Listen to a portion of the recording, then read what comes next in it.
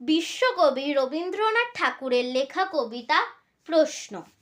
মাগো, আমায় ছুটি দিতে বল, সকাল থেকে পড়েছি যে মেলা। এখন আমি তোমার ঘরে বসে করব শুধু পড়া পড়া খেলা। তুমি বলছো দুপুর এখন সবে, না হয় যেন সত্যিই হলো তাই। একদিনও কি দুপুর বেলা হলে বিকেল হলো মনে করতে নাই? আমি তো বেশ ভাবতে পারি মনে, সূর্যি ডুবে গেছে মাঠের শেষে। বাগদি বুড়ি চুবড়ি ভরে নিয়ে শাক তুলেছে পুকুর ধারে এসে। আধার হলো মাদার গাছের তলা, কালি হয়ে এলো দিঘির জল। হাটের থেকে সবাই এলো ফিরে, মাঠের থেকে এলো চাষির দল।